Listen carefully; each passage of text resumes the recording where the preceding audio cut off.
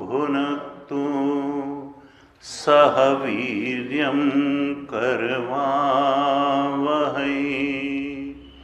तेजस्विनावधीतमस्तु मा विद्विषावहै।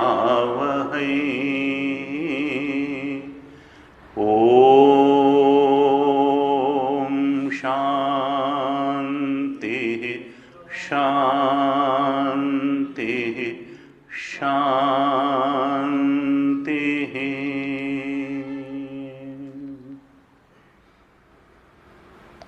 सदाशिवसमारम्भां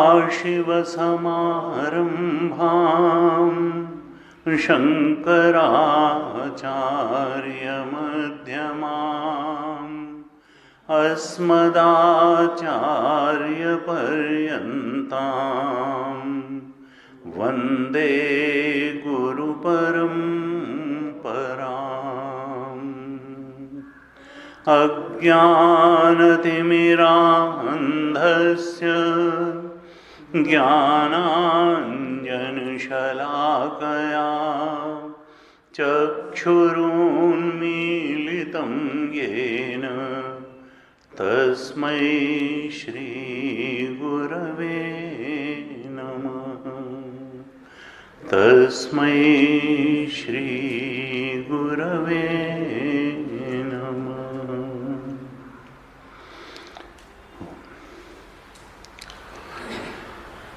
भगवत कृपा से आज हम कठोपनिषद के अध्ययन के पश्चात इसके बाद मुंडक उपनिषद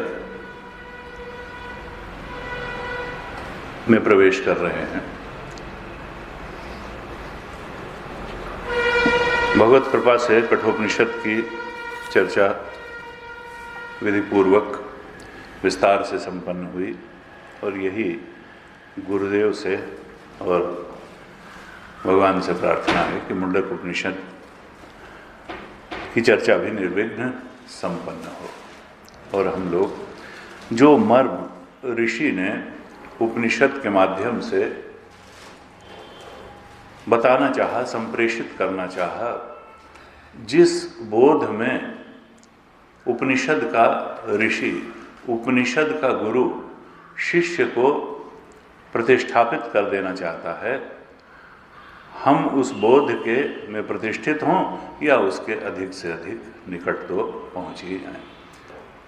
इसी कामना के साथ हम इस उपनिषद में, मुंडक उपनिषद में प्रवेश करते हैं।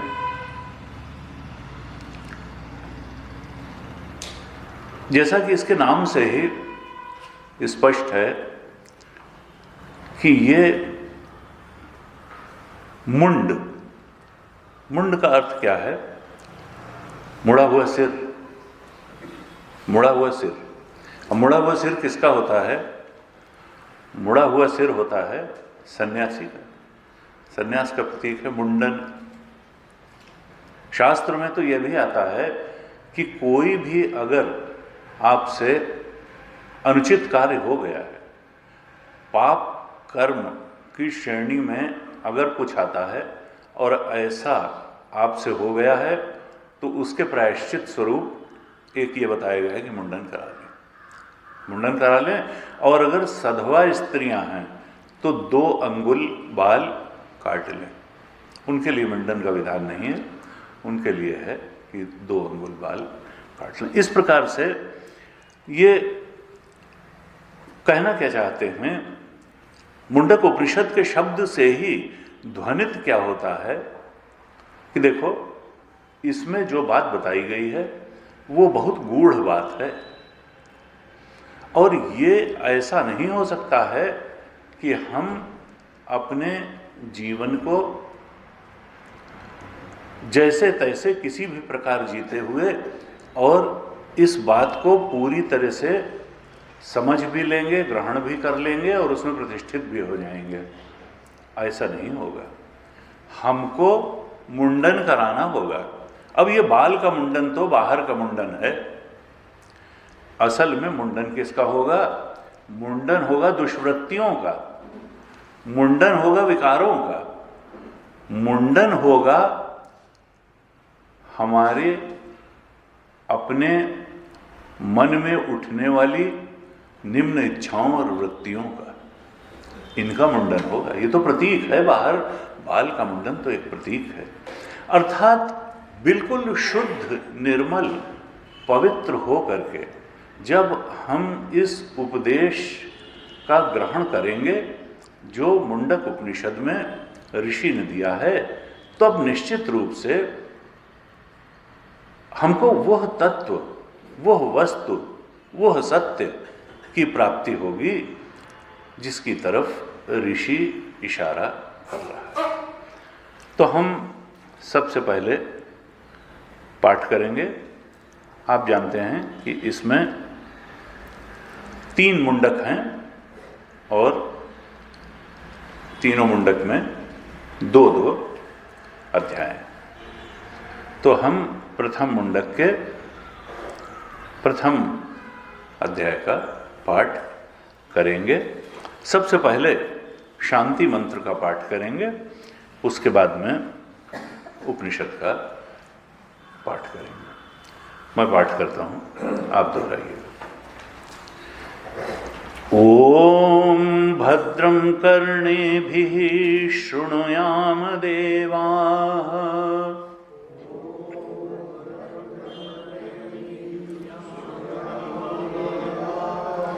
भद्रं पश्येमाक्षभिर्यजत्राः,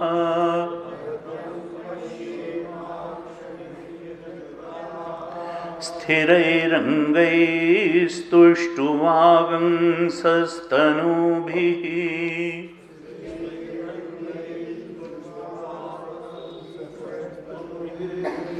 व्यशेम देवहितं यदायुः,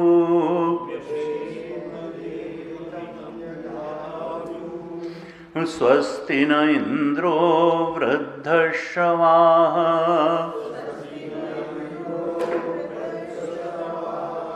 स्वस्ति नः पूषा विश्ववेदाः,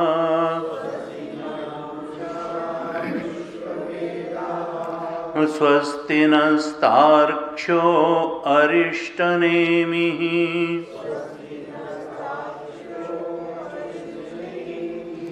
स्वस्ति नो बृहस्पतिर्दधातु,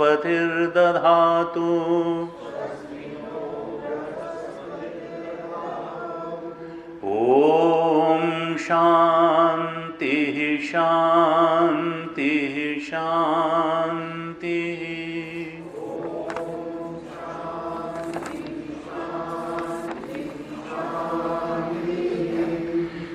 ओम ब्रह्मा देवानां प्रथमः संबभूव,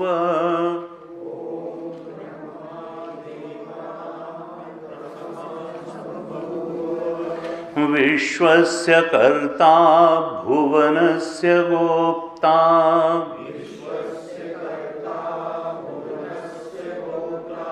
स ब्रह्म विद्यां सर्वविद्या प्रतिष्ठाम्,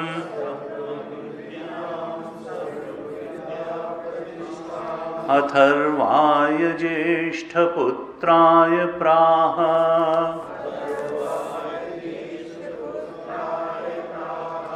अथर्वणेयां प्रवदेत ब्रह्मा,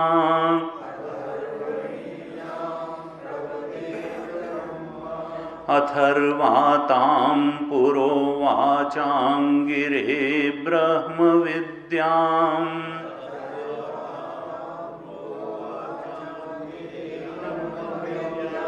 सभारद्वाजाय सत्यवहाय प्राह,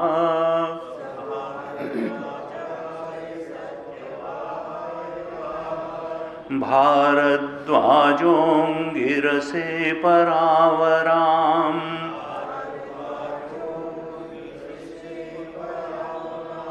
शौनको ह वै महाशालः,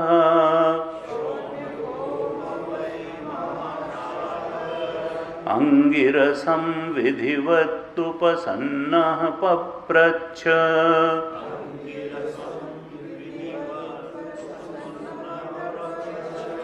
कस्मिन्नु भगवो विज्ञाते सर्वमिदं विज्ञातं भवतीति।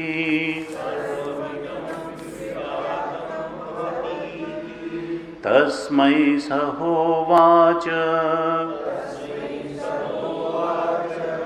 द्वे विद्ये वेदितव्ये इति स्म।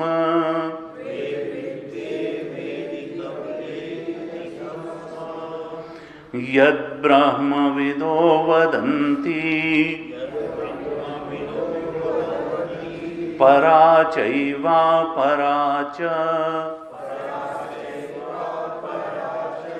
तत्रापरा ऋग्वेदो यजुर्वेदः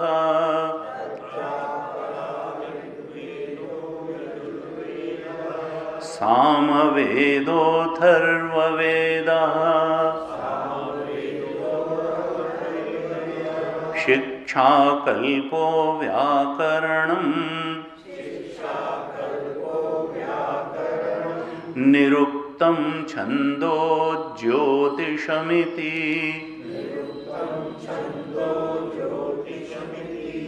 अथ परायया तदक्षरमधिगम्यते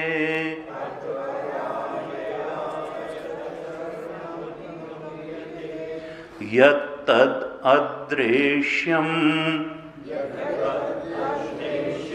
अग्राह्यम् अगोत्रम् अवर्णम् अचक्षुः श्रोत्रम् तदपाणिपादम् नित्यं विभुं सर्वगतं सुसूक्ष्मम्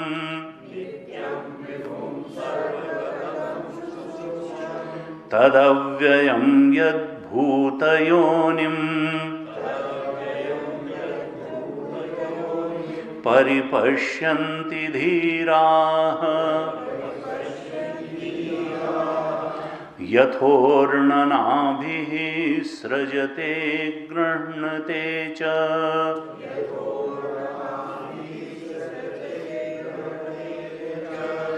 यथा पृथिव्यामोषधयः सम्भवन्ति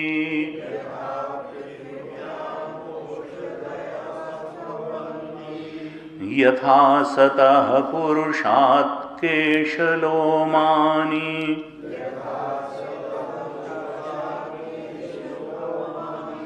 तथाक्षरात् सम्भवतीह विश्वम्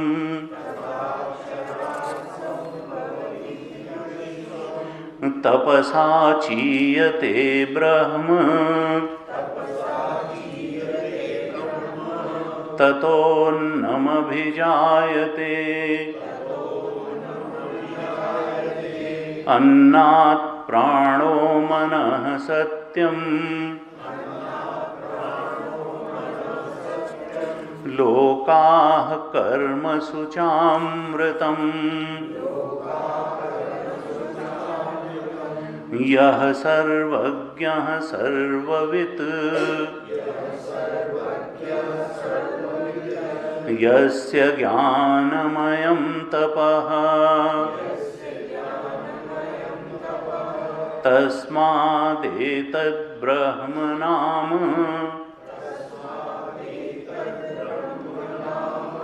रूपमन्नं च जायते।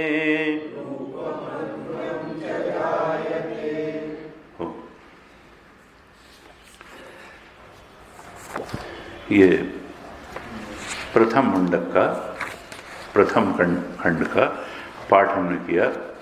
इसमें कुल 9 मंत्र हैं। तो इस प्रकार से 3 मुंडक और 3 मुंडक में 2-2 खंड, तो कुल 6 भागों में कहा जाए तो उपनिषद बटा हुआ। जैसे कठोपनिषद में भी 6 वल्ली थी, ऐसे ही इसमें 3 मुंडक और एक मुंडक के 2-2 भाग। प्रथम मुंडक का हमने पाठ किया। ये जो मुंडक उपनिषद है ये अथर्ववेद का उपनिषद है। ये अथर्ववेद के 2 उपनिषद और हैं जिन पर भगवान भाष्यकार ने भाष्य लिखा। एक है प्रश्न उपनिषद और एक है मांडूक्य उपनिषद। आप जानते हैं कि जो उपनिषदों की पढ़ने पढ़ाने की परंपरा है, इसमें वो उपनिषद बहुत महत्वपूर्ण हैं जिन पर भगवान शंकराचार्य ने भाष्य लिखा है।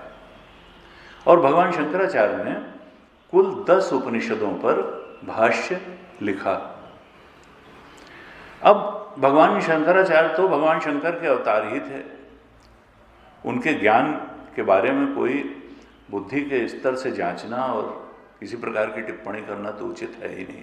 लेकिन फिर भी अगर उन्होंने वो 10 उपनिषद भाष्य के लिए चुने होंगे तो ऐसे ही तो नहीं चुन लिए होंगे, किसी तर्क के आधार पर ही चुने होंगे, कुछ विशेषता उनमें देखी होगी, तभी उन्होंने उन 10 उपनिषदों को चुना होगा भाष्य लिखने के लिए।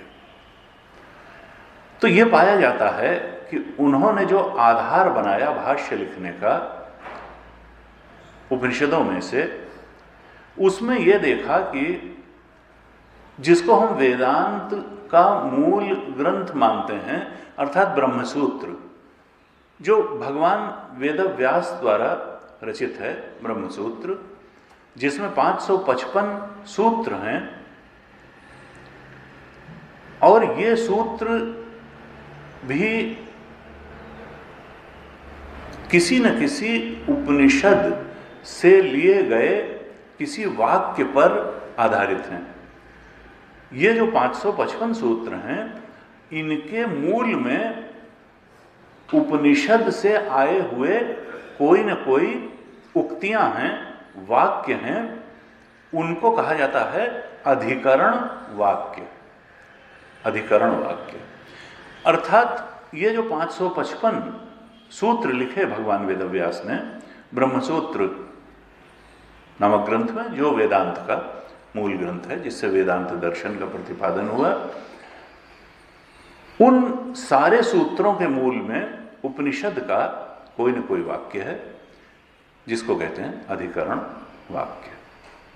जैसे ब्रह्मसूत्र का प्रथम सूत्र है अथातो ब्रह्म जिज्ञासा। अब ब्रह्म की जिज्ञासा, उसके बाद ही तो ब्रह्म ज्ञान होगा। जिसको जिज्ञासा ही नहीं होगी उसको ज्ञान क्या होगा। अब ये अथातो ब्रह्म जिज्ञासा सूत्र जो लिखा, ये क्या व्यास भगवान ने ऐसे ही लिख दिया अपने मन से? नहीं, इसका मूल उपनिषद में है। और उसका अधिकरण वाक्य क्या है? तद विजिज्ञासस्व तद ब्रह्म। उसको जानो, उसको जानने की इच्छा करो। वो क्या है जो जानने की इच्छा करने लायक है? वो ब्रह्म ही है। तो ये जो वाक्य होते हैं, जो सूत्र का आधार बनते हैं, इनको अधिकरण वाक्य कहा। इस पर ही तद विजिज्ञासस्व तद ब्रह्म, ये तो उपनिषद का वाक्य है। और इससे जो सूत्र बनाया भगवान वेदव्यास ने, जो प्रथम सूत्र है, वो बनाया अथातो ब्रह्म जिज्ञासा। तो जब भगवान भाष्यकार ने भाष्य लिखना प्रारंभ किया तो उन्होंने वही उपनिषद छांटे जिनमें ब्रह्म सूत्र में आए हुए सूत्रों के अधिकरण वाक्य थे। अर्थात ब्रह्मसूत्र के सूत्रों के अधिकरण वाक्यों को आधार बना करके ही भगवान भाष्यकार ने उन 10 उपनिषदों को छांटा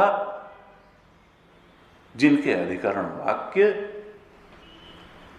लेते हुए भगवान वेदव्यास ने ब्रह्मसूत्रों की रचना की थी। तो इससे अपने आप वेदांत का प्रतिपादन भी हो गया, वेदांत के मत की पुष्टि भी हो गई, और ब्रह्मसूत्र जिन उपनिषदों पर आधारित हैं उनका ज्ञान करने का, सम्यक ज्ञान करने का अवसर हम लोगों को प्राप्त हुआ भाष्य के माध्यम से। तो ये मुंडक उपनिषद का जो अभी हमने एक मंत्र का पाठ किया, छठा मंत्र, पहले मुंडक के पहले खंड का ही जो छठा मंत्र है, यत्तदृश्यम अग्राह्यम अगोत्रम अवर्णम अचक्षु अश्रोत्रम, ये भी अधिकरण वाक्य बनता है ब्रह्मसूत्र के एक सूत्र का। वो क्या है? ब्रह्मसूत्र में 1-2-21, ब्रह्मसूत्र 1-2-21 है। दृश्यत्वादि गुण को धर्मोक्ते, इस प्रकार से एक सूत्र आता है, दृश्यत्वादि गुण को धर्मोक्ते। इस ब्रह्मसूत्र का अधिकरण वाक्य है वो पहले मुंडक के पहले खंड का छठा मंत्र, इसलिए इसको चुना। इसमें भी एक ब्रह्मसूत्र का अधिकरण वाक्य आता है। तो जैसे कि हमने पहले भी चर्चा की कि उपनिषद के प्रति श्रोता के मन में, साधक के मन में एक आदर भाव होना चाहिए, महत्व बुद्धि होनी चाहिए, प्रमाण बुद्धि होनी चाहिए। नहीं तो ये विद्या सबके बस की नहीं है। अभी भाष्यकार भाष्य में लिखने भी वाले हैं कि ये जो है, भाष्यकार ने भाष्य में लिखा, परम पुरुषार्थ साधनत्वेन महद्भिः परम पुरुषार्थ साधनत्वेन गुरुणा आयासेन लब्धा विद्या इति। ये विद्या कैसी है? उपनिषद कोई किताब में लिखी हुई लाइनें नहीं हैं, ये विद्या है, ये एक विद्या है। और ये विद्या किसके लिए है? कहा महद्भिः, ये भीड़ के लिए नहीं है। महद् जो काफी इनलाइटेंड लोग हैं, ये उनके लिए है, ये महद्भिः के लिए है। ये विशिष्ट लोग ही इस विद्या के पात्र हैं, क्योंकि ये ब्रह्म विद्या है। और वो विशिष्ट व्यक्ति भी इसको कैसे प्राप्त करेंगे? कहा परम पुरुषार्थ साधनत्वेन, परम पुरुषार्थ रूपी जब साधन करेंगे तब फिर वो इस विद्या को, ब्रह्म विद्या को प्राप्त कर लेंगे। और वो साधन करने में क्या होगा? थोड़ा मोड़ा प्रयत्न करने लगेगा। कहा गुरुणा आयासेन, वो बहुत ज्यादा प्रयत्न करना पड़ेगा। कहा जिस महापुरुष ने भरपूर प्रयास किया, सादर प्रयास किया, उसने लब्धा विद्या इति, उसने इस विद्या को प्राप्त ही कर लिया। ऐसा नहीं है कि प्राप्त नहीं किया, लेकिन एक इस विद्या के प्रति महत्व बुद्धि बनाने के लिए, इस विद्या की गंभीरता को समझाने के लिए भगवान भाष्यकार ने जब प्रारंभ में भाष्य लिखा तभी लिख दिया कि देखो, परम पुरुषार्थ साधनत्वेन गुरुणा आयासेन लब्धा विद्या इति, और किसके द्वारा? महद्भिः। कहा क्यों लिखा भाष्यकार ने ऐसा? ये तो सब लोग जानते हैं कि कौन चीज कठिन होती है, कौन चीज। कहा ये केवल श्रोत्र बुद्धि प्ररोचनाय विद्याम मही करोति, श्रोता की बुद्धि को प्ररोचन करने के लिए, प्रेरित करने के लिए और विद्या की महिमा बताने के लिए यह बात लिखी है। हतोत्साहित करने के लिए नहीं लिखी है श्रोता को या साधक को, बल्कि ये लगे कि ये विद्या सबसे बड़ी विद्या है, इससे बड़ी कोई विद्या नहीं है, ये सर्वोच्च विद्या है। भाष्यकार लिखते हैं, स्तुत्या प्ररोचितायाम ही विद्याम सादराः प्रवर्तेरन् इति। कहा देखो, विद्या की महिमा से, विद्या की स्तुति से प्रेरित होकर के जब साधक सादर विद्या को ग्रहण करता है तभी उपनिषद के वाक्य अपना प्रभाव डालते हैं। देखिए, घूम घूम के बात वही कही जा रही है जो गीता जी में कही और जो हम बार बार कहते हैं कि श्रद्धावान लभते ज्ञानम तत्पर संयतेन्द्रिया ज्ञानम लब्ध्वा पराम शांतिम अचिरेणाधिगच्छति। देखो, आदर बुद्धि से, श्रद्धा बुद्धि से जब प्रवेश करेंगे और तत्पर, गुरुणा आयासेन का मतलब तत्परता ही है, गुरुणा आयासेन तत्पर और संयतेन्द्रिय परम पुरुषार्थ साधनत्वेन, जब सादराह प्रवृत्ति, जब सादर विद्या को ग्रहण करता है तब वाक्य का प्रभाव हो जाता है। और कहा देखो, ये जो प्रयोजन होता है वो तो साधक के हृदय में होता है, क्योंकि प्रयोजनम अनुद्देश्य मंदोपि न प्रवर्तते। जब प्रयोजन नहीं दिखता है किसी बात में तो मंद बुद्धि व्यक्ति भी उस कार्य के लिए आगे नहीं बढ़ता है। तो सबसे पहली बात तो यह होनी चाहिए कि उपनिषद की विद्या ग्रहण करने में दिखना चाहिए कि किसी प्रयोजन की सिद्धि हो रही है। अगर प्रयोजन की सिद्धि ही नहीं होगी तो क्यों सुनना और क्यों बोलना। तो कहते हैं देखो, ये प्रयोजन, और प्रयोजन हमेशा क्या होता है, साध्य साधन लक्षण संबंधम, साध्य और साधन के लक्षण के संबंध वाला होता है। और इसमें साधन कहां होता है, साधन तो गुरु बताता है, शास्त्र बताता है कि ये साधन करोगे, लेकिन साध्य कहां होता है, साध्य या प्रयोजन ये तो साधक के बुद्धि में, हृदय में ही होता है। अगर तो प्रयोजन है, अगर तो साध्य कुछ दिखाई देता है, तब तो उपनिषद के श्रवण मनन निधिध्यासन रूप साधन करेगा, नहीं तो क्यों करेगा। तो पहली बात तो यह है कि बिल्कुल स्पष्ट होना चाहिए कि देखो, इससे बढ़ करके साध्य कुछ है ही नहीं। ब्रह्म ज्ञान और ब्रह्म बोध, स्वरूपावस्थान, आत्मज्ञान, इससे बढ़ करके कोई साध्य, कोई प्रयोजन संभव ही नहीं है इस सृष्टि में। और इस प्रयोजन की सिद्धि केवल मनुष्य जन्म में ही हो सकती है। और इसमें फिर कोई अंतर नहीं है कि स्त्री है कि पुरुष है, कि इस वर्ण का है कि इस आश्रम का है। गीता ने स्पष्ट रूप से कह दिया कि सभी लोग, स्त्रियो वैश्या तथा शूद्रा स्यु पापयोन्यः, कोई भी हो वो याति परमां गतिम, वो अगर ठीक तरह से अनुसरण करेगा तो वो इसको प्राप्त ही कर लेगा। किसी भी वर्ण आश्रम का हो, लिंग का हो, बस एक ही है कि बुद्धि शुद्ध होनी चाहिए, बुद्धि निर्मल होनी चाहिए, प्रयास पूरा होना चाहिए।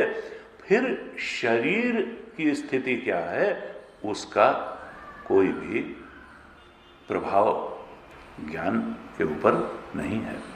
का प्रयोजन होना चाहिए, अर्थात ये समझ में आना चाहिए कि संबंध, हमारे यहां साधन चतुष्टय कहा गया,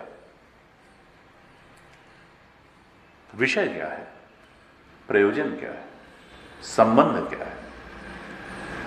कहा देखो, संबंध वो होना चाहिए, हमारा साध्य क्या है और उस साध्य को प्राप्त करने के लिए ये जो उपनिषद है उस साधन तक ले जाने के लिए ये कुछ संबंध बनाता है या नहीं बनाता है। तो संबंध ज्ञात होना चाहिए। साध्य क्या है, ब्रह्म विद्या, और ब्रह्म विद्या के माध्यम से वास्तविक साध्य क्या है, परमानंद की प्राप्ति और दुख की आत्यंतिक निवृत्ति। वास्तविक साध्य तो यही है, हर एक का वास्तविक साध्य यही है कि परमानंद की प्राप्ति हो जाए और दुख की निवृत्ति हो जाए। गुरु जी कहते थे कि देखो ये मन जो है ये बच्चे की तरह है, कितना भी अच्छा खिलौना उसको दे दीजिए बच्चे को, थोड़ी देर खेलेगा फिर फेंकेगा, ऊब जाएगा उससे, कहेगा अब हटाओ, फिर नहीं तुम तो बहुत मांग रहे थे, ले लो इसको, नहीं अब नहीं चाहिए, अब हो गया, अब खेल लिए। कहा ये मन बच्चा जो है ये एक खिलौने से बहुत देर तक तृप्त नहीं होता, ये खिलौने बदलता है। क्यों? क्योंकि इसको परमानंद चाहिए, इसको तो परमानंद की तलाश है। जब तक परमानंद मिल नहीं जाएगा तब तक ये शांत नहीं बैठेगा। तो कहते थे देखो इस संसार में बहुत से खिलौने हैं, और जो गुरु होता है सदगुरु वो चुप बैठा रहता है कि अभी इसको खेलने दो, एक दिन जब ये सब खिलौनों से ऊब जाएगा तब ये जिज्ञासु बन जाएगा। ये उबने भर की देर है और आज नहीं कल इसको उबना ही उबना है। जब पूरी तरह से बस विलंब हो रहा है, वो उबने का क्षण आने में विलंब हो रहा है, जिस दिन वो ऊब का क्षण आ गया स्वतः ही जिज्ञासु बन जाएगा। इसलिए भगवान ने गीता में कहा कि मम वर्तमान वर्तन्ते मनुष्या पार्थ सर्वशः। मम वर्तमान, ये सारे मनुष्य मेरे ही दिखाए मार्ग का अनुसरण करते हैं, ये कहीं जाते वाते नहीं। का मेरो मन अनत कहां सुख पावे, जैसे उड़े जहाज को पंछी पुण्य जहाज पर आवे, मेरो मन अनत कहां सुख पावे। तो ऋषि जानता है कि लक्ष्य तो एक ही है, लक्ष्य एक ही है, दूसरा कुछ लक्ष्य है नहीं और दूसरा कुछ लक्ष्य हो नहीं सकता। वो है परमानंद की प्राप्ति और दुख की आत्यंतिक निवृत्ति। और उस लक्ष्य को बिना आत्मबोध के, बिना स्वरूपावस्थान के, बिना अयम आत्मा ब्रह्म के बोध के अभी पड़ाव हैं, वो लक्ष्य नहीं है। अगर और कहीं लग रहा है कि सुख मिल गया तो मिला विला नहीं है, वो तो पड़ाव है, वो लक्ष्य है नहीं। कहा इस कारण से जब जहाज वाला अर्थात ज्ञानी वो समझता है कि देखो तुमको कहीं और बैठने का की जगह मिलने वाली है नहीं, जैसे उड़ी जहाज को पंछी पुनि जहाज पर आवे, उड़ते रहो, तुमको अंत में लौट के जहाज पे आना ही पड़ेगा, क्योंकि मेरो मन अनंत कहाँ सुख पावे। वो सुख जिसकी तुमको तलाश है वो दूसरी जगह मिल नहीं सकता है। कहा इसलिए वो बिल्कुल निश्चिंत होकर के बैठा हुआ है। कहा देखो आज नहीं कल तुमको जिज्ञासु भाव तक, साधक भाव तक पहुंचना ही होगा, क्योंकि जो तुम्हारा सुखद स्वरूप आत्मा है वास्तव में उसका बोध ही तुम्हारे जीवन का लक्ष्य है। और वह लक्ष्य प्राप्त होगा जब ठीक प्रकार से उपनिषद विद्या का ग्रहण होगा। जब हम पूरी लगन से, पूरे धैर्य से, पूरे प्रयास से उपनिषद विद्या का ग्रहण करेंगे। और कैसे करेंगे? जैसे हमने चर्चा की, बाल मुड़वा करके, मुंडक उपनिषद है, बाल मुड़वा करके वही जैसे हमने कहा वासनाओं रूपी बाल मुड़वा करके, निम्न इच्छाओं रूपी बाल, दुराचरण रूपी बाल मुड़वा करके, इस प्रकार से निर्मल पवित्र शुद्ध बुद्धि बना करके, इसको मुनियों का उपनिषद कहते हैं, सन्यासियों। तो कई बार कई लोग कहते हैं कि भाई गृहस्थों को इसको क्यों कहा है, यहां आगे आएगा भगवान भाष्यकार। और बड़ी मजे की बात यह है कि मुनियों का उपनिषद कहते हैं, और इसमें जो गुरु परंपरा बताई है वो कैसी बताई, अभी बाद में इस पर विस्तार से चर्चा करेंगे, लेकिन प्रसंग आ गया तो बता दें। इसमें जो गुरु परंपरा बताई, गुरु परंपरा हमारे यहाँ उपनिषद गुरु शिष्य परंपरा में ही कहे गए। कठोपनिषद में गुरु थे यमाचार्य और शिष्य था नचिकेता। इसी प्रकार से कैवल्य उपनिषद में गुरु हैं ब्रह्मा और शिष्य हैं अश्वलायन। ऐसे विभिन्न उपनिषदों में प्रश्नोपनिषद है। प्रश्नोपनिषद भी अथर्ववेद का ही उपनिषद है, जिसका मुंडक उपनिषद है। इसमें गुरु हैं पिप्पलाद और शिष्य 6 हैं। 6 शिष्य हैं और वो प्रश्न पूछते हैं पिप्पलाद ऋषि से कि भगवान, हम आपसे परम सत्य के बारे में जानना चाहते हैं, आत्मतत्व का बोध प्राप्त करना चाहते हैं। पिप्पलाद कहते हैं, पिप्पलाद ने नहीं कहा कि मैं जानता हूं, मैं आत्मज्ञानी हूं और मैं तुमको बता दूंगा। उन्होंने कहा, क्योंकि अगर बता भी दें तो ग्रहण शक्ति है या नहीं है। उन्होंने कहा, देखो भाई, तुम लोग 1 वर्ष तक तब श्रद्धा और ब्रह्मचर्य के साथ हमारे आश्रम में रहो, और 1 साल बाद अगर तुम इस तरह से रह लोगे, पूछोगे तो फिर अगर मालूम होगा बता दें। और फिर वो वैसे रहते हैं और वो बताते हैं। यानी तैयारी बहुत आवश्यक है, और वास्तव में तो तैयारी में ही समय लगता है। इस बुद्धि को निर्मल पवित्र बनाने में, विद्या को ग्रहण करने योग्य बनाने में ही समय लगता है। फिर उसके बाद तो गुरु थोड़ा सा उपदेश कर दे तो भी उस बोध में प्रतिष्ठा संभव है। तो वहां पर पिप्पलाद गुरु हैं और 6 शिष्य हैं, एक एक प्रश्न करते हैं और अंत में पिप्पलाद ऋषि उत्तर देते हैं और कहते हैं, देखो मैंने जो बता दिया है यही अंतिम है। जैसे कठोपनिषद में अंत में आया था कि देखो यही ज्ञान है और इससे ऊपर कोई ज्ञान नहीं है, शंका मत करना, ऐसा भाष्यकार ने लिखा था। सर्वोच्च ज्ञान है ये, और हर उपनिषद की पराकाष्ठा यही है। ऐसे ही प्रश्नोपनिषद में भी उत्तर देते समय पिप्पलाद ऋषि बताते हैं। यहाँ मुंडक में जो मुख्य रूप से गुरु शिष्य परंपरा है वो अंगिरस और शौनक के बीच में है। गुरु हैं अंगिरस और शिष्य हैं शौनक। लेकिन जो परंपरा बताई वो बड़ी विचित्र बताई।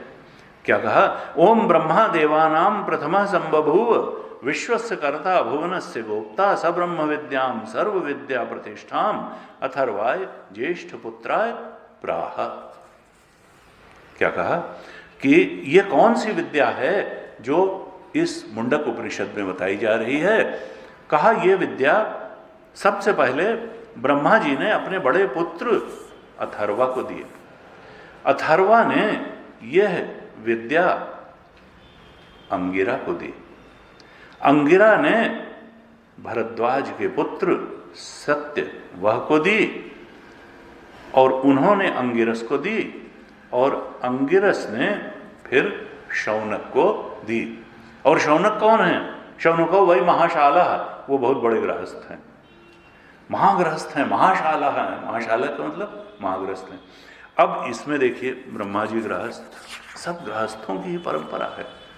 गृहस्थ ही एक दूसरे को ज्ञान देते चले आ रहे हैं और अंत में महाशाला महागृहस्थ बता दिया। उनकी तो बहुत ही ज्यादा वो है, पाठशाला है, गौशाला है, पता नहीं क्या क्या है, और फिर कहते मुड़ियों का उपनिषद है। यही सब जो है बातें। अब लोग कहेंगे कि लो फिर मुंडक उपनिषद क्या हुआ? ये तो गृहस्थ ब्रह्मा जी, फिर अथर्वा, फिर पुत्र, फिर ये सत्यवाहा, फिर अंत में शौनक। तो फिर मुनियों का उपनिषद कहाँ हुआ? सन्यासियों का उपनिषद कहाँ हुआ? का देखो ये बाहर की बात नहीं है, स्थूलतः सन्यास की बात नहीं है, यह वृत्तितः सन्यास की बात है। बाहर से मनना रंगायो रंगायो जोगी कपड़ा। अगर बाहर से कपड़ा रंगा के सन्यास ले भी लिया और वृत्तितः सन्यास नहीं हुआ तो फिर बेकार है सन्यास। वास्तविकता ये है कि जैसे कहा नलिनी जलवत, जैसे कमल कीचड़ में रहता है या कमल नलिनी के पत्ते पर बूंद रहती है तो वो लिप्त थोड़े होती है। नलिनी के पत्ते पे एक कोटिंग होती है, क्यूटिकल होती है, वैक्स की कोटिंग। वो पत्ता जो है नलिनी का वो जल से लिपायमान नहीं होता, रहता जल में ही है, पोषण जल से पाता है। कमल कीचड़ में रहता है, पोषण भी उससे पाता है, लेकिन वो सुगंधित फूल देता है। तो असली बात क्या है? बाहर से गृहस्थ होना या सन्यासी होने की बात उतनी महत्वपूर्ण नहीं है जितनी वृत्तितः सन्यास की बात है। वृत्ति से सन्यासी होना चाहिए। सन्यासी होने का मतलब है आसक्ति नहीं होनी चाहिए। का देखो, ये उपनिषद के ज्ञान के लिए का ये वेदांतो नाम उपनिषद प्रमाण है। उपनिषद को प्रमाण के रूप में ही स्वीकार करना है। वेदांत क्लाइमेक्स ऑफ वेदास, वेद सर्वार्थ प्रकाशक है और उसकी पराकाष्ठा है उपनिषद। और उपनिषद को प्रमाण, अतीन्द्रिय विषयों में उपनिषद को परम प्रमाण के रूप में लेना है। इसके अनुकूल अंश में ही गीता प्रमाण है और या स्मृति प्रमाण है, और उपनिषद और गीता के अनुकूल अंश में अन्य जितने भी हमारे शास्त्र हैं वो प्रमाण हैं। तो गुरु जी कहते देखो, पहले तो प्रमाण बुद्धि आए, पहले तो ये वाक्य बुद्धि में चरितार्थ हो कि वेदांतो नाम उपनिषद प्रमाण।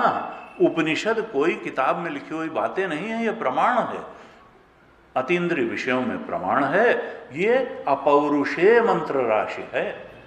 क्यों? क्योंकि जीव तो अज्ञानी है, जीव अज्ञानी है और अज्ञान में से ज्ञान निकल नहीं सकता है। अर्थात प्रारंभ में कोई ज्ञानी रहा होगा जिससे ये ज्ञान की धारा बही। योग दर्शन में कहा वही तो ईश्वर है।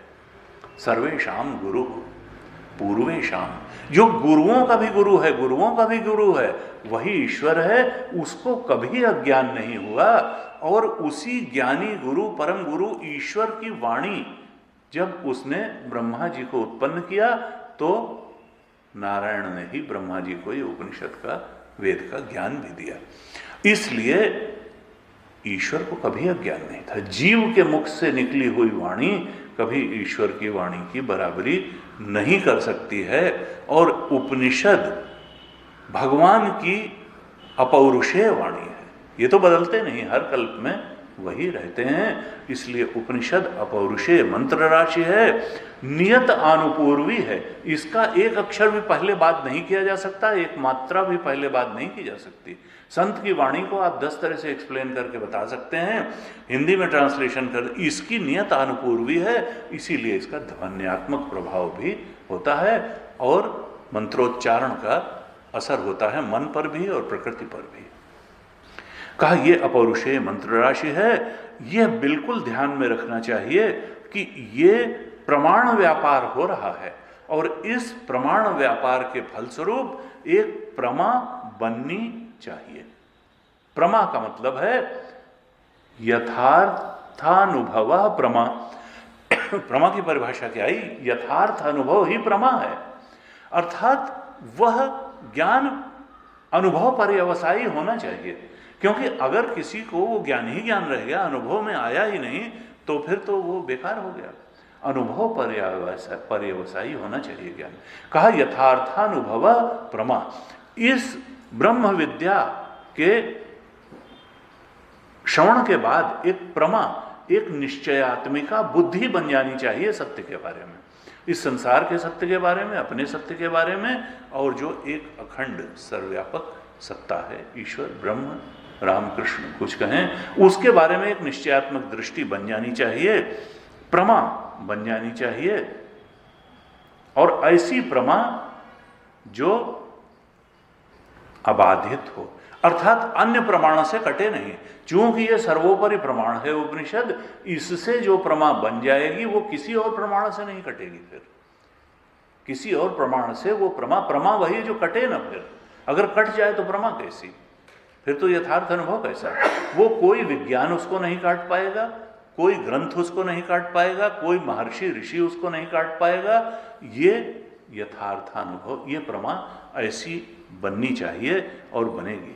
इसका मतलब क्या हुआ कि ये जो किताब में लिखी हुई लाइनें हैं, ये तो गौड़ी वृत्ति से ही हैं उपनिषद। वास्तव में जो ज्ञान है उसको ही उपनिषद कहते हैं। जो ब्रह्म ज्ञान है, आत्मज्ञान है, सत्य का बोध है, उपनिषद संज्ञा तो उसी की है। यथार्थानुभव प्रमा। तो ऋषि चिंतन क्या कहता है? ऋषि चिंतन कहता है कि देखो, जो सुख, संतोष और आनंद तुम बाहर ढूंढ रहे हो, वो असल में तुम्हारे अंदर है। वो सुख तुम्हारे अंदर है, वो संतोष तुम्हारे अंदर है, वो आनंद तुम्हारे अंदर है। अंदर है तो फिर प्रकट क्यों नहीं हो रहा? कहा देखो, प्रकट इसलिए नहीं हो रहा है कि अभी तुम्हें अपने मन और बुद्धि को और अधिक पवित्र और निर्मल बनाने की आवश्यकता है। जितनी जितनी मन और बुद्धि पवित्र, निर्मल, सात्विक बनती चली जाएगी, वह आत्मतत्व उसमें उतना अधिक प्रकाशित होता चला जाएगा। कहा देखो, इसमें बाधा क्या बन रही हैं?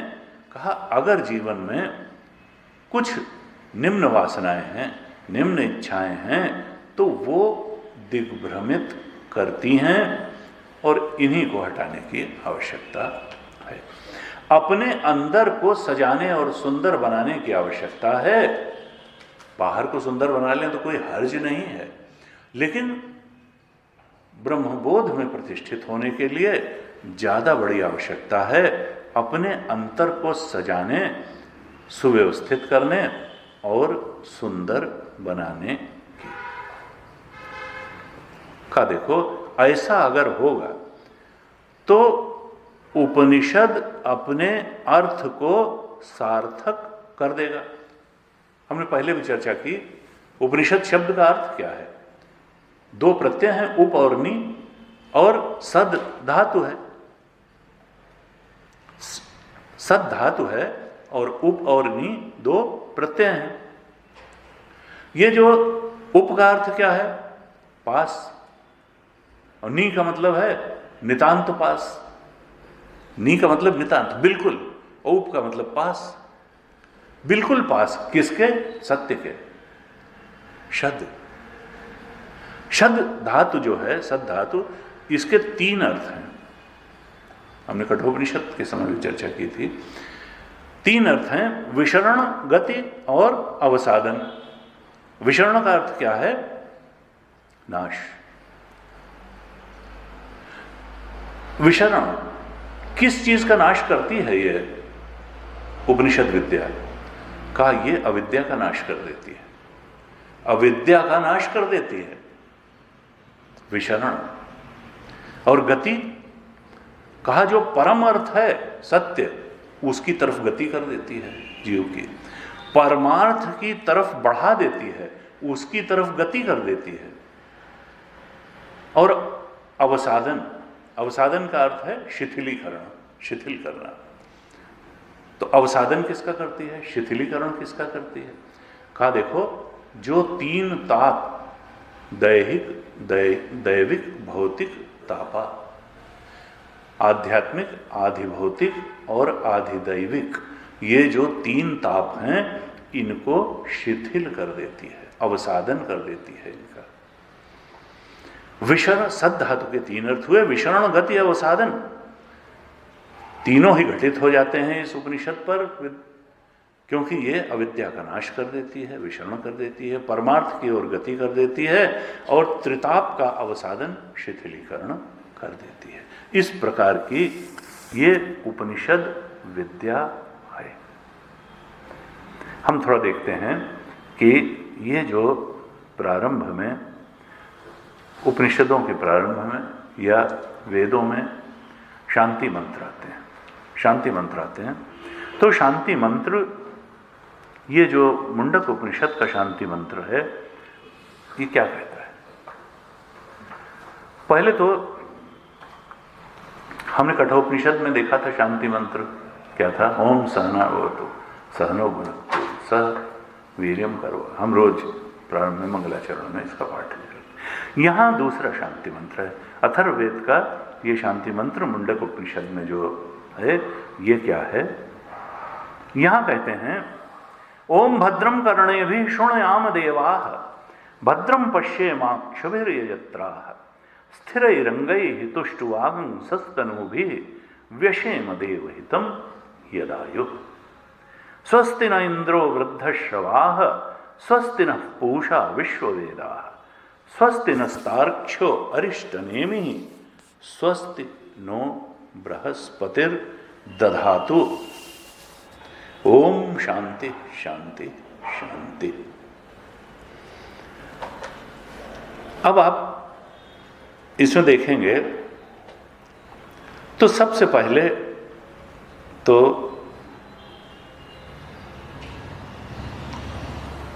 देव से प्रार्थना की गई है।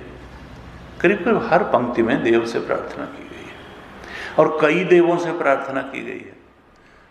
पहली पंक्ति में कहा कि हे देव, तुम ऐसा कुछ बना दो जीवन में संयोग और ऐसी कुछ दे दो हमको सामर्थ्य कि हमारे कान अच्छा अच्छा ही सुने।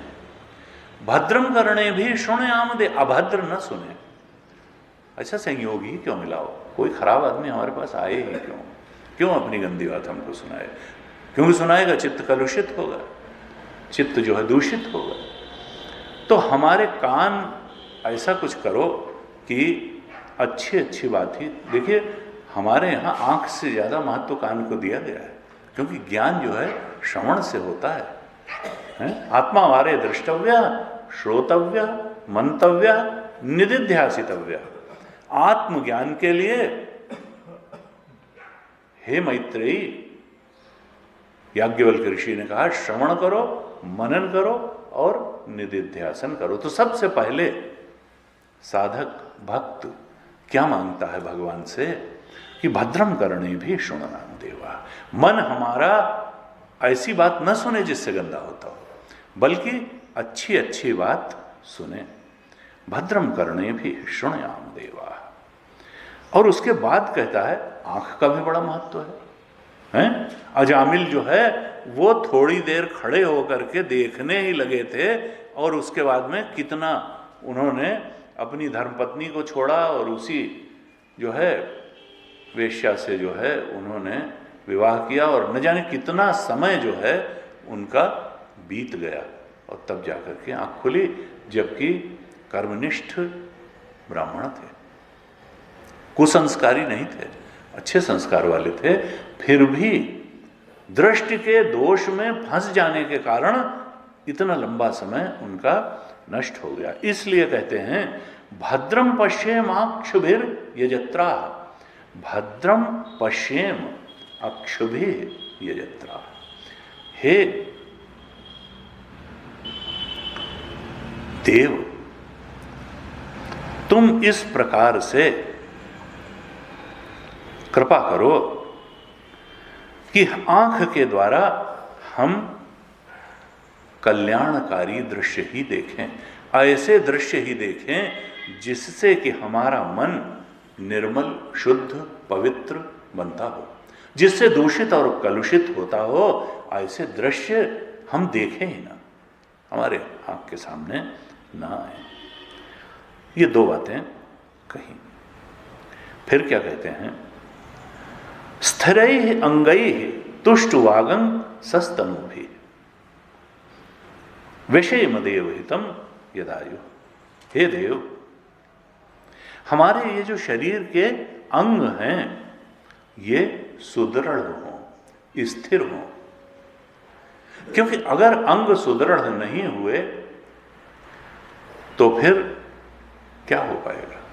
क्या कर्मयोग कर सकेंगे?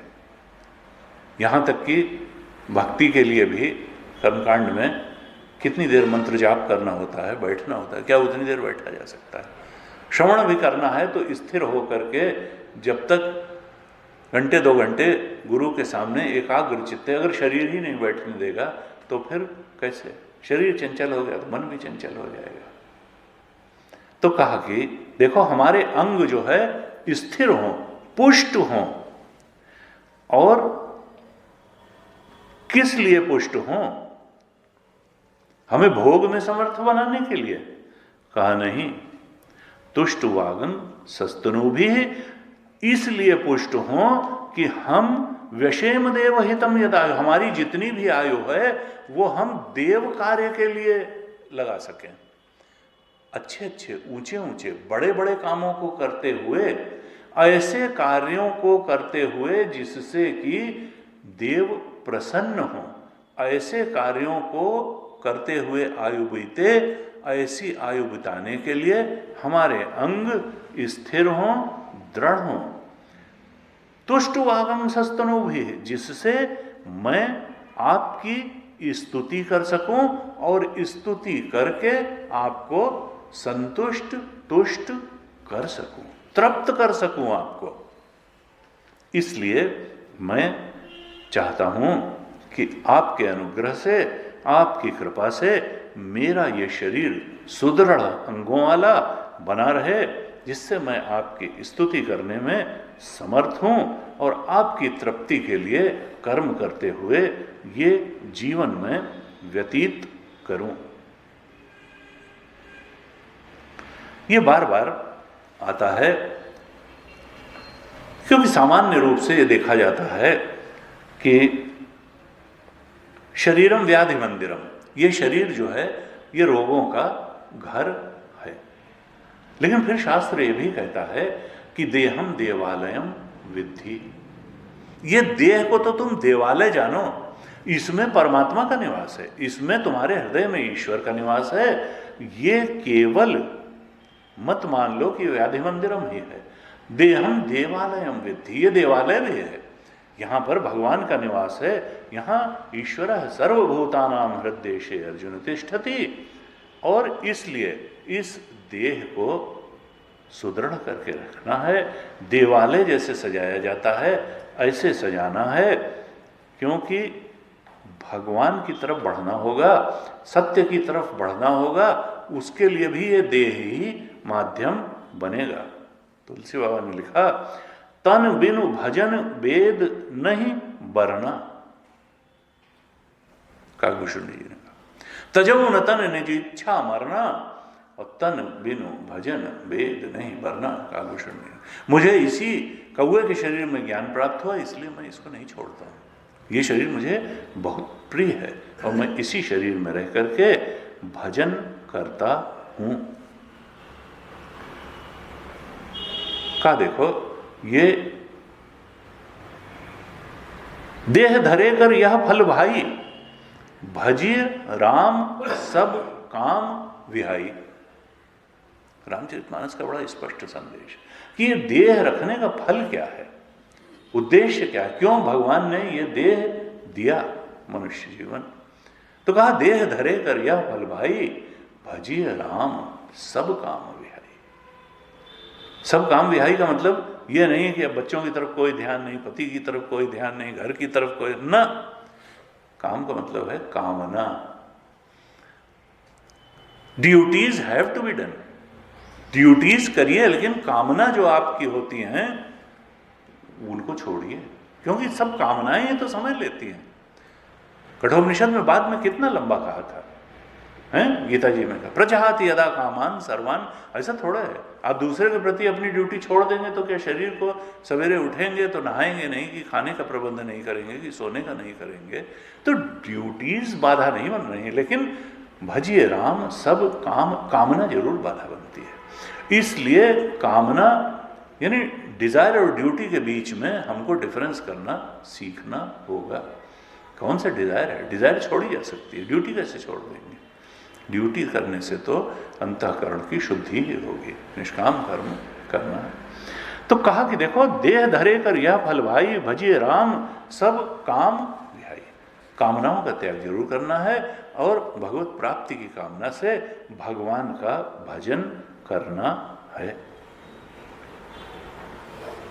उपनिषद यही कह रहा है, रामचरितमानस यही कह रही है और गीता जी भी यही कह रही है। क्या कहा गीता जी में, अनित्यम असुखम लोकम इमं प्राप्य भजस्व माम। ये लोक जो है, लोक का अर्थ शरीर और ये मृत्यु लोक दोनों है। अनित्यम असुखम, ये शरीर भी अनित्य है, ये लोक भी अनित्य है, अनित्यम। और वहां तो कह दिया देखो असुखम भी है, तुमको लगता है कि बहुत सुख है, लेकिन ये तो दुख परिणामी है। विषय इंद्रिय संयोगात यत्तदग्रे अमृतोपमम परिणामे विषुमिव तत्सुखम राजसम स्मृति।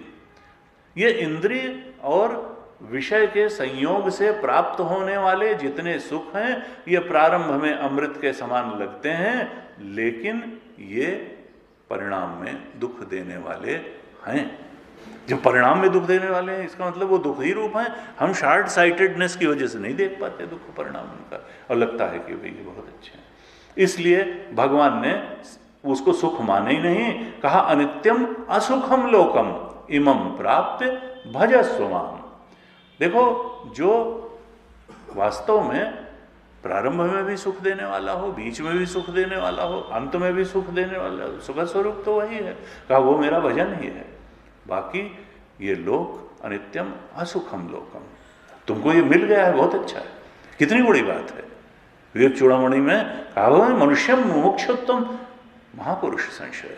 देखो, मनुष्य का जन्म मिल गया, मोक्ष की इच्छा हो गई, उपनिषद की कक्षा में आ भी गए, पढ़ने भी लगे, और महापुरुष संशय, कोई गुरु भी मिल गया बताने वाला। अब इनके अलावा का अभी भी अगर न हुआ, जो न तरय भवसागर नर समाज असपाई सोकृत निंदक मंदमति आत्माहन गति जाए कर्णधार सदगुरु दृढ़ नावा दुर्लभ साज सुलभ करी पावा।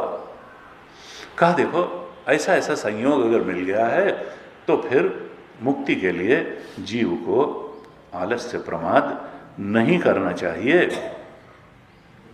यहां क्या कह रहे हैं कि देवानाम, हे देव, कान अच्छा अच्छा सुने, आंख अच्छा अच्छा देखे, अंग हमारे तुष्ट हों और आयु हमारी देव कार्य के लिए व्यतीत हो, हमसे स्तुति हो स्थिरंगन से, जिससे आप संतुष्ट हों और संतुष्ट होकर के हमारे ऊपर कृपा की, अनुग्रह की वर्षा करें, जीवन में अच्छे अच्छे लोगों को मिलें, अच्छी परिस्थितियां मिलें, उनसे भेंट हो और अच्छा कार्य संपन्न हो।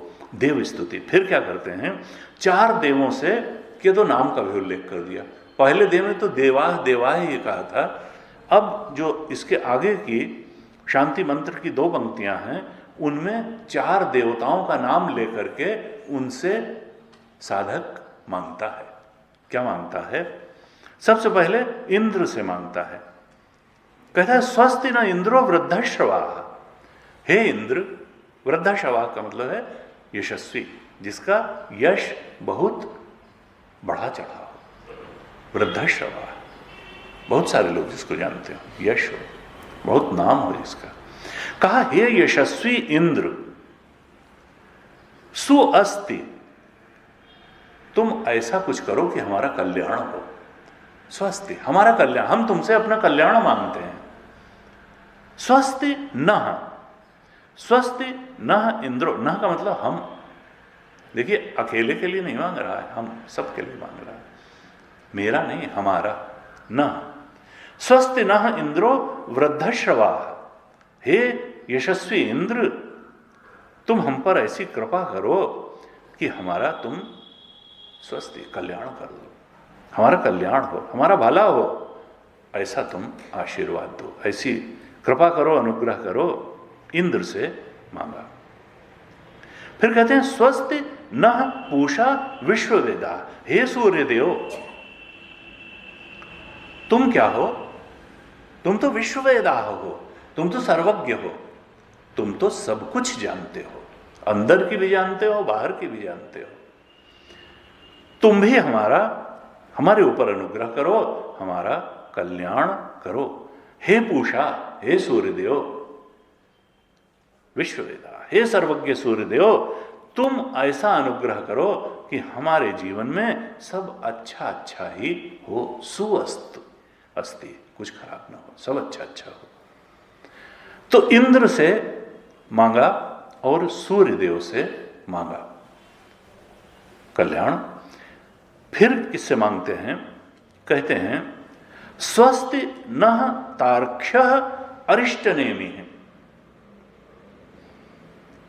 तार्क्ष, तार्क्ष का मतलब है गरुड़। तार्क्ष, तार्क्ष का अर्थ है गरुड़।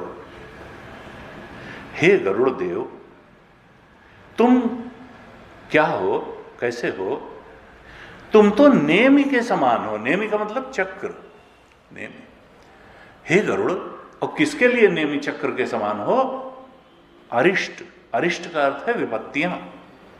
तुम तो विपत्तियों के लिए सुदर्शन चक्र के समान हो, चक्र के समान हो। तार्क्ष अरिष्ट नेमि है, विपत्तियों के लिए, अरिष्टों के लिए नेमि के समान हो, विपत्तियों के लिए चक्र के समान हो। हे तार्क्ष, हे गरुड़, अर्थात तुम्हारी कृपा से भक्त के, साधक के जीवन में सारी विपत्तियां टल जाती हैं, कट जाती हैं। तुम तो विपत्तियों को काट देने वाले हो। सुअस्ति, तुम भी हमारा कल्याण करो। तुम हमारे जीवन से सारी विपत्तियों को काट दो। स्वस्ति नस्तार्क्ष्यो अरिष्ट नेमि, जीवन से सारी विपत्तियां कट जाएं, तुम तो हे गरुड़देव ऐसा करो। फिर कहते हैं स्वस्ति नो बृहस्पतिर्दधातु, हे बृहस्पति देव, तुम तो विद्या और बुद्धि के देवता हो। हे विद्या और बुद्धि के देवता बृहस्पति, स्वस्ति, सुअस्ति, तुम भी हमारे लिए कल्याण करो। अविद्या और बुद्धि के देवता कैसे कल्याण करेंगे? अर्थात हमको जो सर्वोच्च बुद्धि है वो दे दो, और सर्वोच्च विद्या जो है उसको भी दे दो। सर्वोच्च विद्या और बुद्धि दे करके हमारा तुम कल्याण करो। हे विद्या बुद्धि के देवता बृहस्पति, तुम भी हमारा कल्याण करो। अब इंद्र से मांगा, सूर्य से मांगा, गरुड़ से मांगा और बृहस्पति देवता से मांगा। कहा देखो, ये उपनिषद में तो ब्रह्म विद्या बताने जा रहे हैं, एक अखंड सर्वव्यापक सत्य का ज्ञान देने जा रहे हैं। और अजीब सा लग सकता है कि फिर ये देवता तुम दे दो, ये दे दो, ये दे दो, ये दे दो, ये दे दो, ये क्या बात है? तो भगवान से ही मांग लो सीधे। ये जो है देवताओं से मांगने का क्या? इस शांति मंत्र में एक एक से पकड़ पकड़ के कि तुम हमारा जो है कल्याण कर दो, ये गरुड़ कर दो, ये इंद्र कर दो, ये बृहस्पति कर दो, और एक तरफ कह रहे हैं कि भाई वो तो एक अखंड सर्वव्यापक है, बाकी सब मिथ्या है, बाकी सब माया है। तो ये माहिक देहधारी देव शक्तियों से मांगने का क्या मतलब है? भगवान से ही मांगो सीधे। कहा देखो, असल में वो तरीका नहीं है। भारत सरकार की सारी सत्ता है, लेकिन कभी मनमोहन सिंह बैठे थे प्रधानमंत्री होके, और कभी जो है कोई कलेक्टर बन के बैठ जाता है, कभी कोई अमीन और पटवारी बन के बैठ जाता है। सत्ता किसकी है? पटवारी की है। अभी रिटायर हो जाएगा, कोई पूछेगा ही नहीं, पूछेगा ही नहीं। मनमोहन सिंह अब बैठे हुए हैं अपना, गुलजारी लाल नंदा 2 बार प्रधानमंत्री रहे, और अंत में जो है उनको रहने के लिए मकान तक नहीं रहा। तो कहा कि देखो, सत्ता तो उसी की है, लेकिन सवाल ये है कि सत्ता प्रकट कहां से हो रही है? सत्ता के प्रकटीकरण का माध्यम कौन बन रहा है? जिस माध्यम से सत्ता प्रकट हो रही है, आपको वहीं से तो लेनी पड़ेगी और वहीं से मांगना पड़ेगा।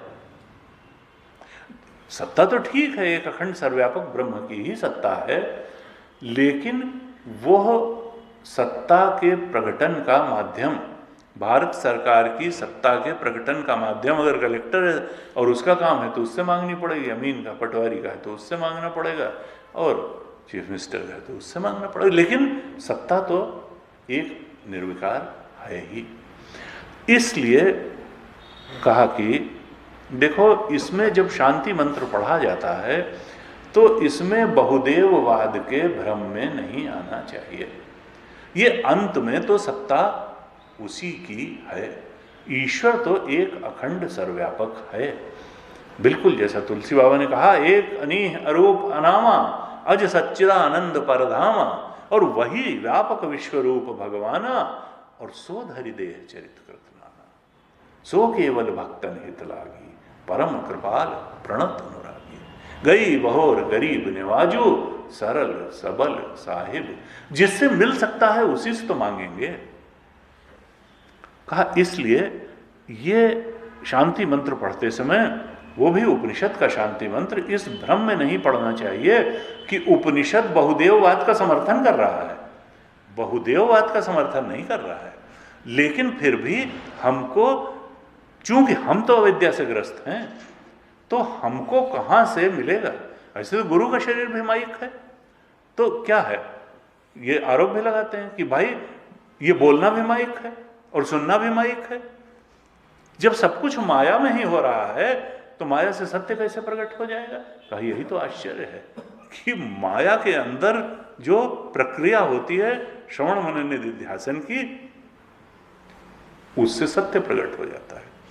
यही तो आश्चर्य है। आश्चर्यवत पश्यति कश्चन नैनम, ये बिल्कुल आश्चर्य है, लेकिन ऐसा होता है।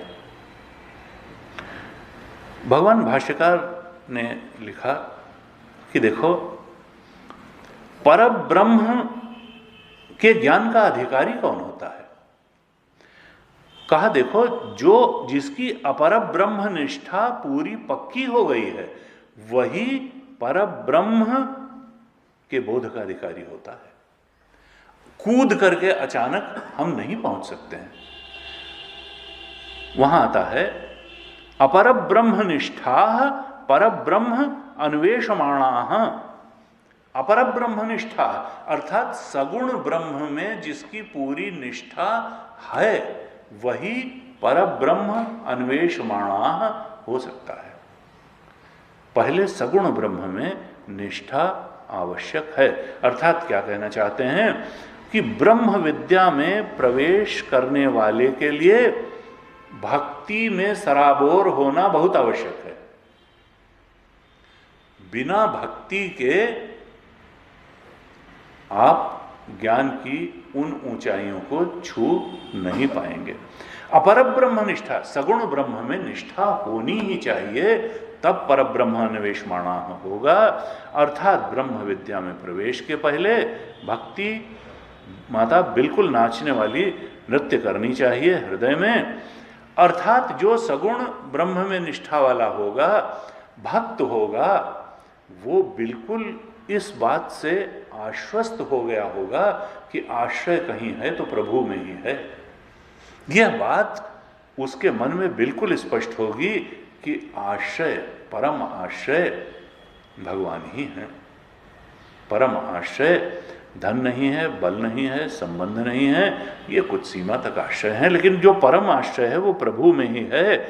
ऐसा जो अपर ब्रह्मनिष्ठ है, सगुण ब्रह्म का उपासक है, भक्त है, वो जानता है।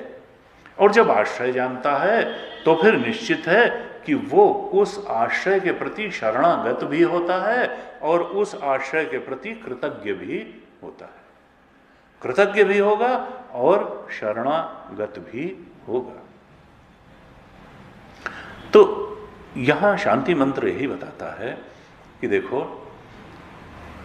भक्त हृदय होना चाहिए और भक्त भगवान से कल्याण की मांग करता है, सबसे बड़ी वस्तु की मांग करता है और कहता है कृपा करो, क्योंकि उसका अनुभव है कि प्रार्थना पूरी होती है, कृपा अनुग्रह बरसता है।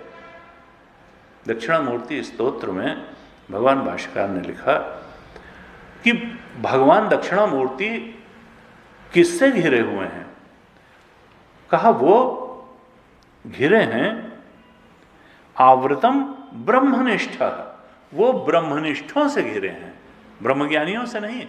ब्रह्मनिष्ठों का अर्थ है यहां पर भक्तों से घिरे हुए हैं, क्योंकि भक्त ही उपदेश के पात्र हैं। जीव की एक स्थिति है और जीव के सापेक्ष सगुण ब्रह्म की एक स्थिति है।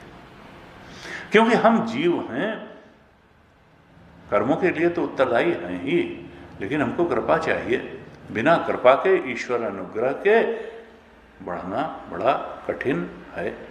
9वें अध्याय में कहा भगवान के लिए, गतिर्भर्ता प्रभु साक्षी निवासः शरणं सुहृत्, प्रभवः प्रलयस्थानम निधानम बीजम अव्ययम।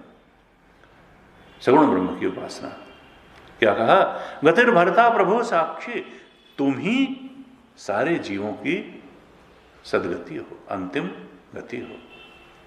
तुम ही प्रभु हो, ईश्वर हो, सबके प्रभवनशील हो। कोई तुम पर प्रभाव नहीं, तुम ही सब पर प्रभाव डालते हो, सबके प्रभु हो। भर्ता हो, तुम ही पोषण देने वाले हो, इस संसार को चलाने वाले तुम ही हो। तुम ही साक्षी बनकर के हृदय में बैठे हो। निवासः शरणम सुहृत्, तुम सबके सुहृद हो, सबका निवास हो, सबकी शरण हो। गतिर्भर्ता प्रभु साक्षी निवासः शरणम सुहृत्। प्रभव प्रलय, तुम ही से सब कुछ उत्पन्न होता है, तुम ही में सब कुछ लीन हो जाता है। प्रभव प्रलय स्थानम और निधानम बीजम अव्ययम, तुम ही सबके अविनाशी कारण हो, तुम ही कारण हो, सब कुछ तुम ही से निकला है। कहा ये जो है इस प्रकार से उसी सगुण ब्रह्म की उपासना है। लेकिन ये विभिन्न देवताओं से उपासना करते समय भी यह ध्यान बिल्कुल रखना चाहिए कि देखो शक्ति का और कृपा का केंद्र जो है वो तो एक ही है। वास्तव में जो शक्ति का केंद्र है और कृपा का केंद्र है वो तो एक ही है। हाँ, उस शक्ति और कृपा के एक केंद्र के प्रकटन के केंद्र बहुत हैं, वो प्रकट बहुत माध्यमों से होती है, लेकिन वास्तव में उसका सोर्स शक्ति तो एक अनीह अरूप अनामा ही है। शक्ति और कृपा का केंद्र एक है, लेकिन उसके प्रकटन के केंद्र, प्रकटन के माध्यम अनेक हो सकते हैं। इसलिए विभिन्न देवताओं से प्रार्थना की गई है।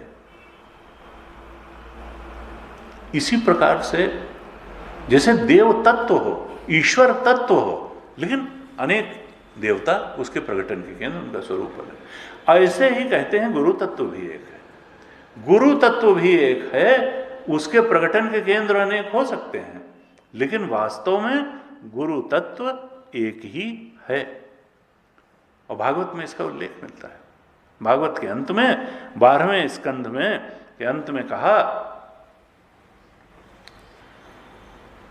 कि जो नारायण ब्रह्मा जी के लिए सदगुरु के रूप में आए, जिन्होंने सदगुरु के रूप में ब्रह्मा जी को ज्ञान दिया, उनको प्रणाम है। परीक्षित कहते हैं सदगुरु के रूप में आए हुए, ब्रह्मा के लिए सदगुरु में आए हुए के रूप में आए हुए नारायण को प्रणाम है। और कहा कि देखो फिर ये परंपरा कैसे चली। नारद जी को ज्ञान मिला, व्यास जी को ज्ञान मिला, शुकदेव जी को ज्ञान मिला, तो इनके रूप में किसने ज्ञान दिया? इनके गुरु तो अलग अलग थे, लेकिन वहां आता है उल्लेख कि इनके गुरु के रूप में आए हुए भी उन्हीं नारायण को प्रणाम है। यानी नारायण ही गुरु के शरीर के माध्यम से प्रकट होता है। वो चाहे ब्रह्मा जी को तो स्वयं आए, लेकिन ब्रह्मा ने अगर नारद को ज्ञान दिया तो वहां कहते हैं ब्रह्मा के रूप में भी उन नारायण को ही प्रणाम है, व्यास के रूप में उन नारायण को ही प्रणाम है, नारद के रूप में उन नारायण को ही प्रणाम है, और शुकदेव के रूप में उन नारायण को ही प्रणाम है। अर्थात ये गुरु के शरीर अलग अलग हैं, लेकिन गुरु तत्व तो वही है। और गुरु जी कहते थे भाई देखो ये बोध के साथ अगर किया जाए तो बहुत अच्छा है, लेकिन गुरु को थोड़ा कमजोर बताने के लिए इसको इस्तेमाल नहीं करना चाहिए कि कहा गया तो भगवान जो है उनके माध्यम से दे रहे हैं। कहा देखो पहले भाव बना लेना चाहिए, भाव बनाने के बाद ये भाव भी रखना चाहिए, इसमें न किसी देवता की हीनता की बात रखनी चाहिए, न गुरु की हीनता की बात रखनी चाहिए। जो भी सत्ता तो एक ही है, शक्ति कृपा का केंद्र एक है, प्रकटन के केंद्र, प्रकटन के माध्यम अनेक हो सकते हैं, लेकिन इसका अर्थ ये नहीं है कि हम जहाँ से मिल रहा है उसको बिल्कुल नकार दें, क्योंकि इससे कृतघ्नता का दोष लगेगा, कृतघ्नता का दोष। यहाँ तक कि कहा कि भाई हमारे यहाँ तो देव का मातृ देवो भव, पितृदेवो भव, आचार्य देवो भव, अतिथि देवो भव। कहा अगर हम माता को कह देंगे नहीं नहीं तो भगवान ने ऐसी व्यवस्था बना दी, आपसे क्या है, तो कहा कृतघ्नता का दोष लगेगा कि नहीं नहीं जिससे मिला है उसके प्रति भी आभारी, पिता के प्रति आभारी आचार्य। लेकिन ये भी तय है कि देने वाला एक ही है, दाता एक राम, भिखारी सारी दुनिया। तो कहा कि है तो एक ही देने वाला, और उसी की वास्तव में यहां पर शांति मंत्र में उसी की आराधना है, और बहुत रूपों में उसी की आराधना की गई है। अंत में कहते हैं ओम शांति शांति शांति, अर्थात तीनों तापों की शांति हो, आधिदैविक, आधिभौतिक और आध्यात्मिक, तीनों तापों की शांति हो, जिससे अध्ययन और अध्यापन सुचारू रूप से चल सके, और ये भगवत चर्चा, ये ब्रह्म ज्ञान की धारा अविचल प्रवाहित हो और प्रभावी हो। आज यहीं तक रखते हैं।